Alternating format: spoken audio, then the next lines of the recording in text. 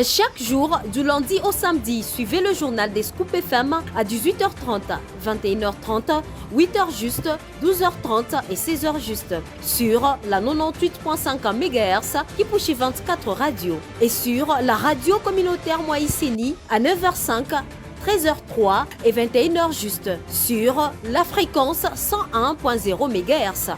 Nos chaînes partenaires Scoop FM, la neutralité réelle. Mercredi 15 janvier 2025, mesdames et messieurs, bonsoir et bienvenue dans ce journal. La police nationale congolaise de la ville de Kinshasa est parvenue ce mardi 14 janvier 2025 à démanteler un réseau des bandits à main armée qui ont été présentés à la presse par le commissaire visionnaire adjoint Blaise Kilimbalimba. Plus de détails dans ce journal. Le président de la République démocratique du Congo, Félix Tshisekedi, a reçu mardi 14 janvier à la Cité de l'Union africaine une émissaire spéciale du président algérien Abimeladi de Taboum en personne. Plus de détails dans ces journaux.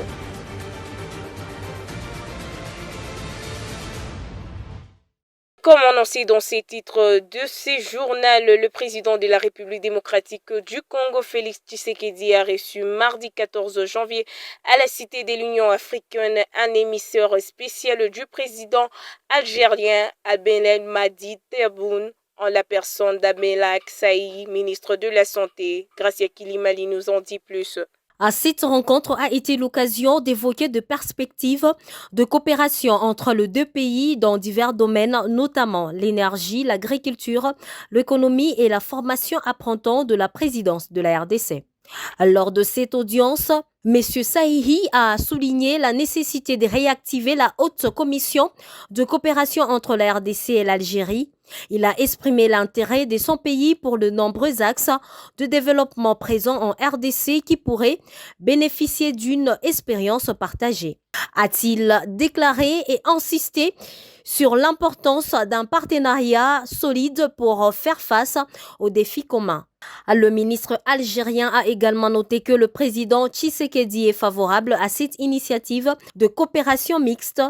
Il a rappelé le précédent collaboration fructueuse entre les deux nations, notamment durant le mandat de Tshisekedi à la tête de l'Union africaine. Monsieur Sahihi a abordé la question cruciale de la sécurité dans l'Est de la RDC, affirmant que l'Algérie reste engagée en faveur de la paix et la stabilité en Afrique.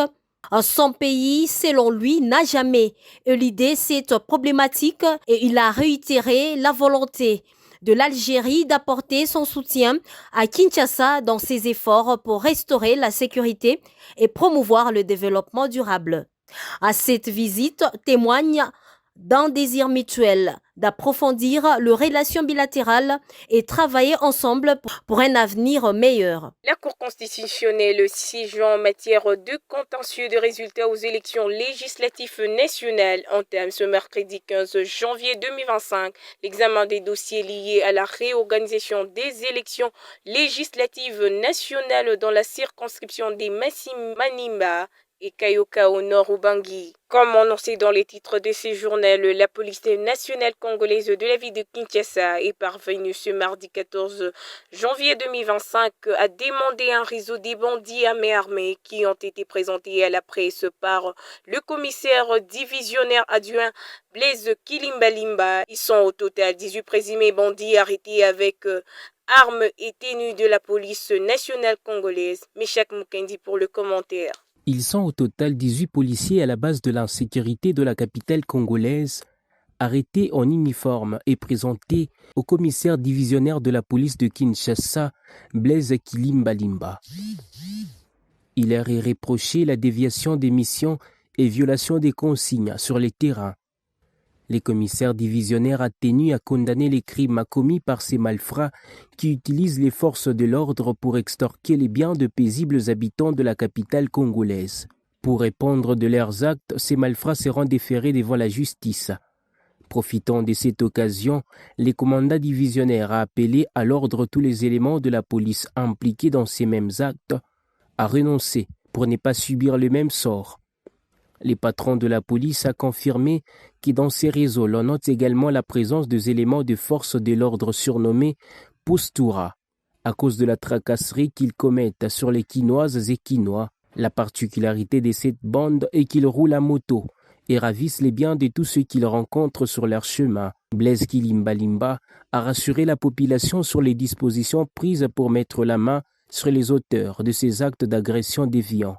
Dans une déclaration faite le mardi dernier, l'intersyndicale des syndicats des enseignants du ministère de l'Éducation nationale Nouvelle Citoyenneté menace d'aller leur tour en grève tout en rappelant au ministre d'État en charge du budget de l'engagement pris à Bimbo en août 2024, celui de l'ajout d'une somme de 50 000 francs à chaque enseignant. À cet effet, l'intersyndicale accorde 48 heures au ministre pour l'application de l'engagement pris et invite par ailleurs tous les enseignants à l'Assemblée générale de décision qui se tiendra le samedi 18 janvier 2025 à l'ITC limité. Suivez cet extrait de Nadège Kaboulé. L'intersyndicale des syndicats des enseignants du ministère de l'Éducation nationale Nouvelle Citoyenneté.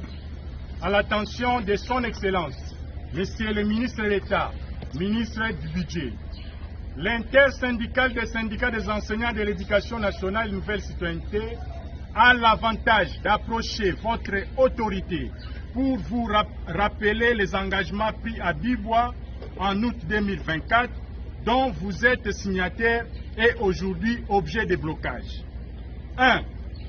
Le non-paiement de l'ajout de 50 000 francs congolais à tous les enseignants. 2. La non-généralisation du régime contributif à tous les enseignants au profit de la MSP. Au vu de ce qui précède, et pour raison de paix sociale, l'intersyndicale accorde à votre Excellence 48 heures pour l'application des accords 6 mentionnés. Faute de quoi, l'intersyndicale vous tiendrait pour responsable de toutes les perturbations du calendrier scolaire 2024 et 2025. À cet effet, tous les enseignants sont invités à une grande assemblée générale de décision. C'est samedi 18 janvier 2025 à 10h à l'ITC limité, 6 12e rue limité résidentielle. Fait à Kinshasa le 14 janvier 2025 pour l'intersyndicale Matondo Nzuzi Godefroy, président et porte-parole. Si tu parles, tu meurs. Si tu parles, tu meurs. Lundi 14 janvier 2025, le tribunal de grande instance des Bukavu a ouvert le procès en flagrance de 3 ressortissants chinois reprochés d'être impliqués dans des activités illégales dans la province du Sud Kivu, territoire de Walungu, dans la région de Rumbimbi.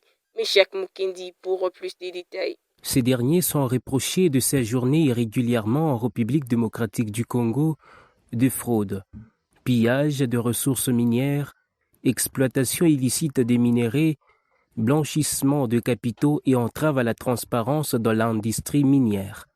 Ces cas de fraude par les étrangers viennent s'ajouter sur la liste des autres cas enregistrés au mois de décembre dernier, où 14 autres ressortissants chinois avaient été interpellés et expulsés vers leur pays d'origine par les autorités congolaises.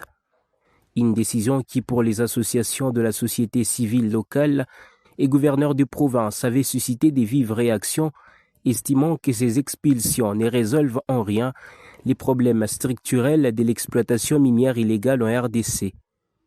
Ces accusations mettent une nouvelle fois en lumière l'implication des ressortissants étrangers dans la gestion opaque et souvent exploitative du secteur minier de la province du Sud Kivu, une région riche en ressources mais aussi en tensions liées à la gestion de ses richesses naturelles. Et pour clore ces journaux en Corée du Sud, visé par un procès de destitution après avoir brièvement instauré la loi martiale le 3 décembre 2024, le président Yoon Suk-yeol a été arrêté ce mercredi 15 janvier 2025 à l'issue d'un nouvel assaut contre sa résidence par des agents du bureau d'enquête sur la corruption de hautes personnalités de la police.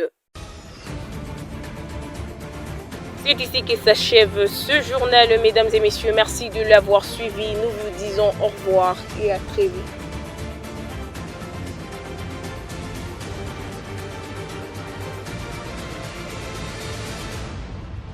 Chaque jour, du lundi au samedi, suivez le journal des Scoop FM à 18h30, 21h30, 8h juste, 12h30 et 16h juste sur la 98.5 MHz Kipushi 24 Radio et sur la radio communautaire Moïseni à 9h05, 13h03 et 21h juste sur la fréquence 101.0 MHz. Nos chaînes partenaires Scoop FM, la neutralité réelle.